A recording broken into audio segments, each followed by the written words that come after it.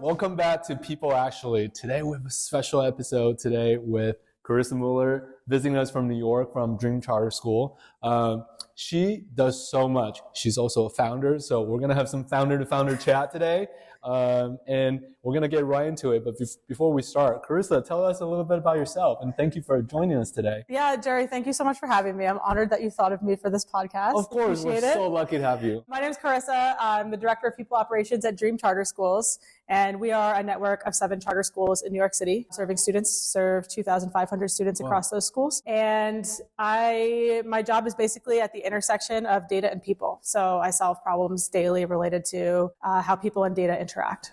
And first of all, thank you for what you do to support the teachers. There's nothing more important than education for our future generations. And before we even get into all the good stuff here, Carissa, I learned that you started a business during the pandemic. Tell us a little bit what you were doing.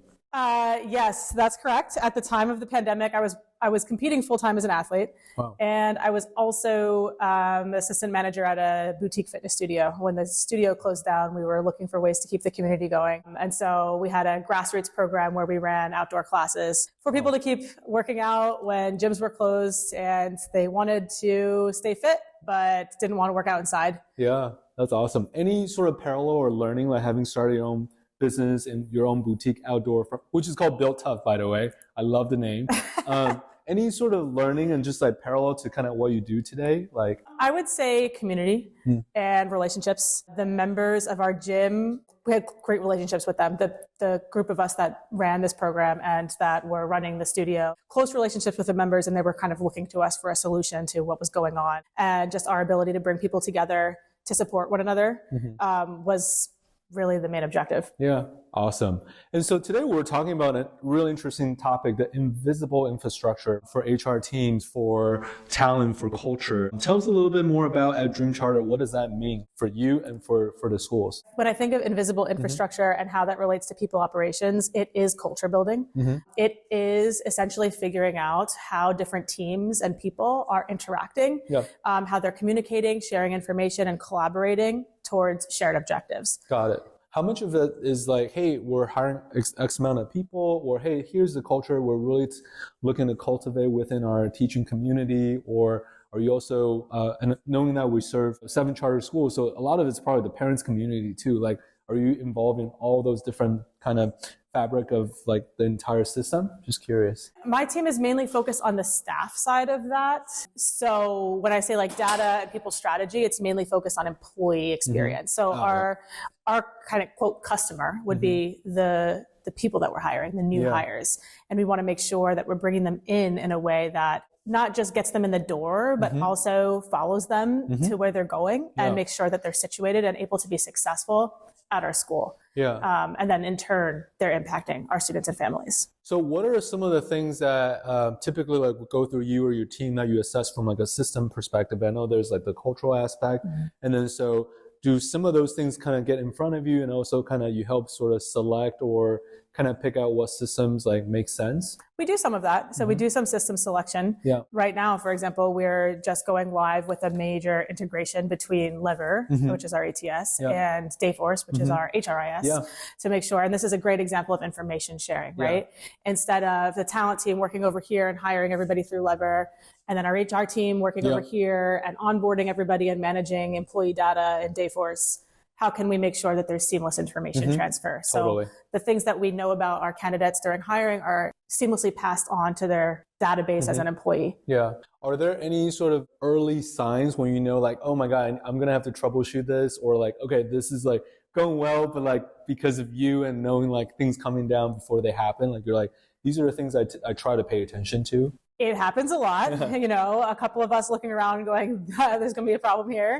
I would say curveballs before they show up. Exactly. Here comes a curveball. Get ready. The biggest, I think, challenge is differing business rules on different teams. You could think about it as like teams speaking a different language.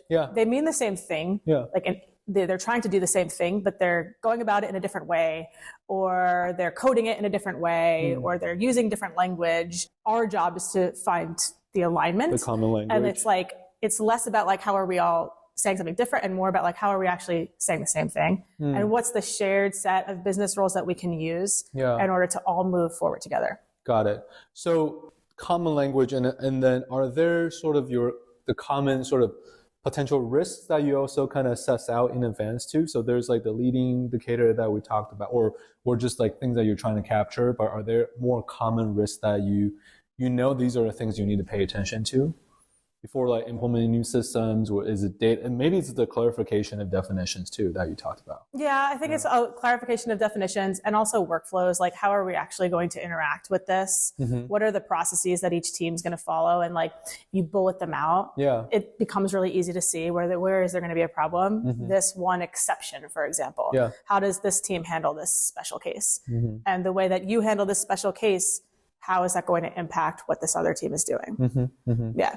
Do you think about like whenever we design systems and people, knowing that oftentimes I imagine teachers or just school principals, they're probably just so busy, inundated with all the things. So how do you help them understand, or how do you like kind of have them like be a part of your journey along the way? So it's not all of a sudden you're like asking them a lot of questions, or is it to help them understand other parts of like people, like just because you mentioned maybe it's like reducing silo or information sharing. So how do you help each department understand when it comes to hiring, when it comes to the systems that Dream Charter uses?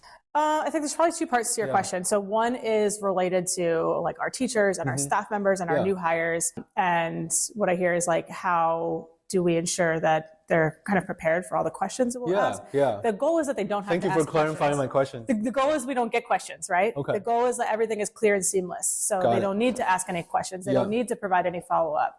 And what that looks like for our staff members is we hire you, we get a bunch of information about you. You don't have to give it to us again. You told me your preferred name on your application.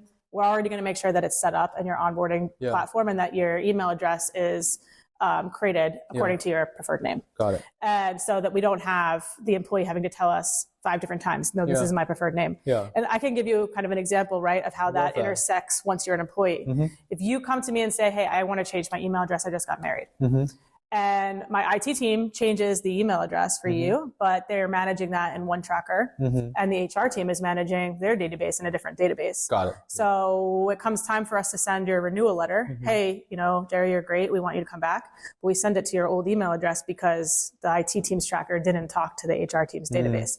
That's a problem. Got it. Now we have a situation where everybody else got their letter except for this one employee. Maybe we really wanted this employee to stay, but now we've created a bad experience for that employee. Totally, yeah. So that's how this like back-end invisible infrastructure actually does translate to a real person's experience.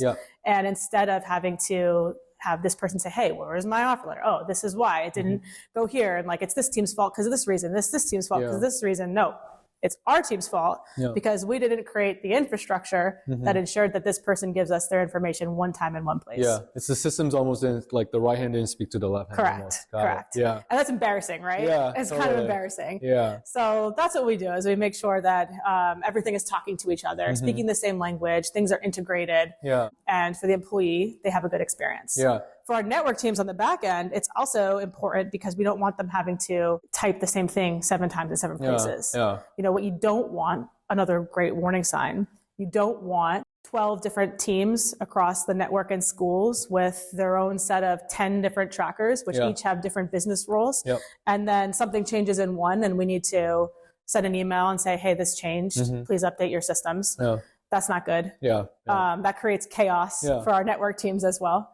So a seamless experience for the employee also means clarity for our network teams and makes it easy for our network teams to do their job. I feel like it's like during your time building Build Tough, coming out of pandemic, it's like you better communicate where we're going to meet up on the outdoor location and not send anyone like text or wrong email addresses, and being able to update the system so everyone can show up. Yeah, for sure. I mean, there's an adaptability there too. Every day there's a problem. And I say that not in like a bad way. My job is to detect and address problems. Totally. So it's just being able to be flexible and adaptable and understand like this is the objective. So when such and such things happens, this is how we're going to figure it out. Yeah. Let's talk about the future a little bit. There's the most popular topic right now, probably AI. Yeah. And how do you think of AI? How do you think that impacts like your role, how does the Dream Charter School thinking about like how AI can improve like the systems and like the processes or the people to be more efficient? So the way we're approaching AI adoption at Dream is through a culture of innovation. We want our teams and our staff members to feel agency around identifying what the biggest problems are in their workflows and innovating a solution to them, which could include leveraging AI. But AI in this case is transformative. Like, don't get me wrong. It's going to be a hugely transformative for culture, for how we work, everything like that. But it's just a placeholder.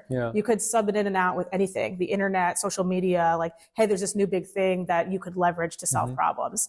It's less about how cool that thing is and more about how equipped and like allowed your people feel to leverage it as a tool to make their work better. Is there something you're doing to really make sure people feel comfortable or at ease when they're trying out various AI capabilities that maybe you're advocating for? Yeah, I mean, we're approaching it as like a training perspective. And we're being really intentional about having it be, yes, there's support from leadership, which is critical, but also we want it to be ground up as well. So we want people who are front-facing staff to be developing solutions, and we want to elevate them and showcase them and use them as an example of saying like, look, this person was able to do X, Y, Z. Maybe that is a solution that could help the thing that you're facing as well. And of course, in my role, since I work with so many teams and understand so many different aspects of work, I'm in a unique position to be able to leverage that. So like, hey, I saw this person, he did this really cool thing, like maybe you should try it. But we're currently this year where we have like a really big training push on our network teams. So every team is receiving their own team-based training, 2 of them throughout the year. That's cool. And they're focused this is intentional, they're not focused on like, here's your AI tools and like, this is how you use them. Because by the time we figure out what those tools are, learn them ourselves, build a training around them, schedule the training and deliver the training, those tools are obsolete. And there's a new tool. Isn't that crazy? Yeah, oh my it's God. It's moving so fast. It is moving so fast. So the traditional training learning approach is just like not sufficient here. Instead, what those trainings do is we teach you how to analyze your workflows, find out where there's inefficiencies and brainstorm solutions and then leverage AI in order to solve those problems. So onto like your personal life a little bit, are there just AI tools that like you're using a lot to kind of help you be more efficient or just do more things in your personal life? I have a big ChatGPT user. I'm currently getting into Claude. Cool. Awesome. I use Gemini as well. But I pretty much just use those direct. I mean, I think in terms of tools, I use Scribe. I use Scribe a lot, but mostly it's just the literal LLMs. I do feel like a lot of the products out there are just an LLM with a fancy front end. They just put a little like dress on it.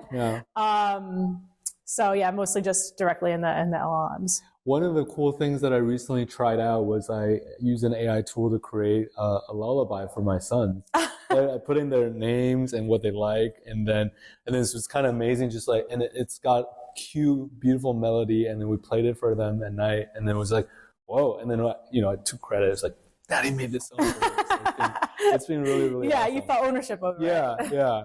And so, last question, and I want to go through a quick round of rapid fire questions.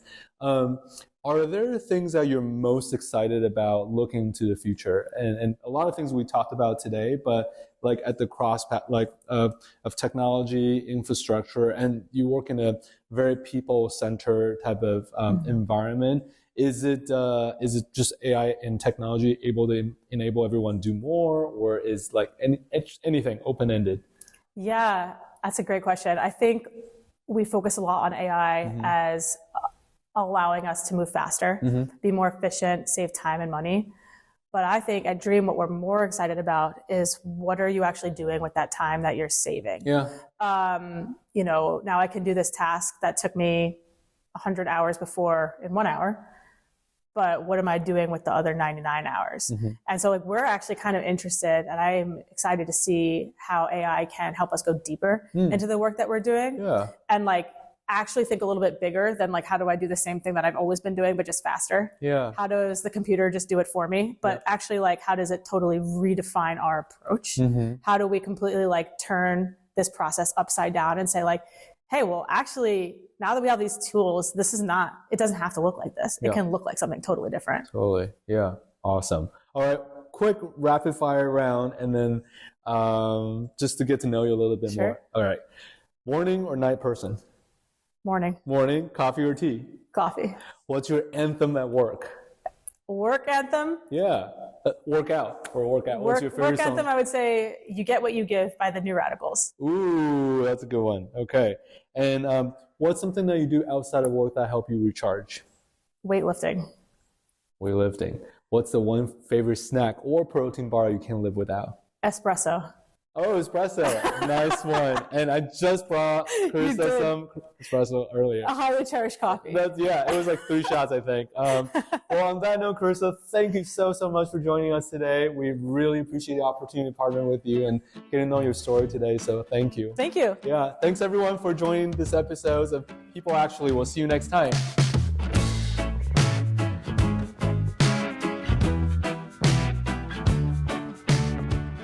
People Actually is a production of Employ Inc.